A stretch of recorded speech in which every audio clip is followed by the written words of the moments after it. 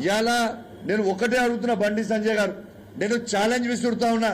నీకు దమ్ము ధైర్యం ఉంటే నువ్వు మొగనివే అయితే నేను సవాల్ విసురుతున్నా కరీంనగర్ గడ్డ మీద నుంచి రా. ఈ గీతా భవన్ చౌరస్తాలో చెప్పు, నువ్వు టేక్ టైం మా కేటీఆర్ గారిని నేను తీసుకొని వస్తా. ఇలా ఏ సబ్జెక్ట్ మీద మాట్లాడదామో చెప్పు. ఇలా ఉట్టిగా మమ్మమ్మ తెత్తే పెబ్బెబ్బే కాదు. బండి సంజయ్ గారు, నీకు దమ్ముంటే సబ్జెక్ట్ మీద చర్చ పెడదాం దా. ఇరిగేషన్ మీద చర్చ పెడతావా కేటీఆర్ గారితో, నీ దా వస్తాడు మా కేటీఆర్ గారు. సివిల్ సప్లై మీద చర్చ పెడతావా, దా వస్తాడు.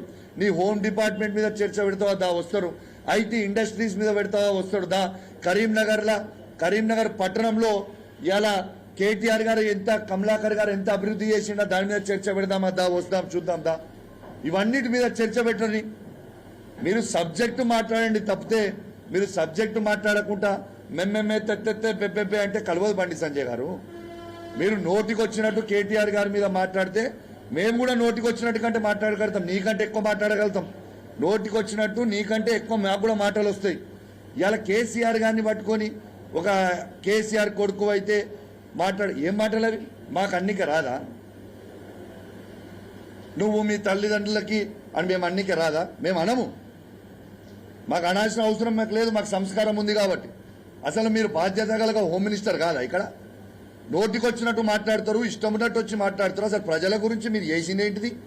ఈ 10 సంవత్సరాల ఇలా కరీంనగర్ పట్టణానికి మీరు పార్లమెంట్ సభ్యులుగా ఉన్నారు, ఏం చేసినావు చెప్పు. టీఆర్ఎస్ పార్టీ ఏం చేసిందో నిలబెట్టి చెప్తాడు మా కమలాకర్ అన్న. రాండి చర్చకు వస్తారా? కమలాకర్ ఏం చేసిరో. ఇలా కరీంనగర్లో పట్టణంలో ప్రతి రోడ్ వేసింది కేసీఆర్ గారు, కమలాకర్ అన్న, వినోద్ అన్న. ఇలా స్మార్ట్ సిటీ గురించి మీరు గొప్పగా చెప్తున్నారు. స్మార్ట్ సిటీలో మీ కాంట్రిబ్యూషన్ ఏంది?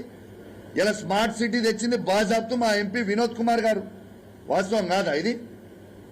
నేను చేసినా అని చెప్పుకునేది. దీన్ని ఎంబడివాడి చేసింది వినోద్ కుమార్ గారు, ఇది వాస్తవము.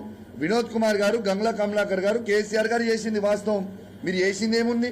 10 సంవత్సరాలలో రెచ్చగొట్టడము, గెలిపించడం తప్పితే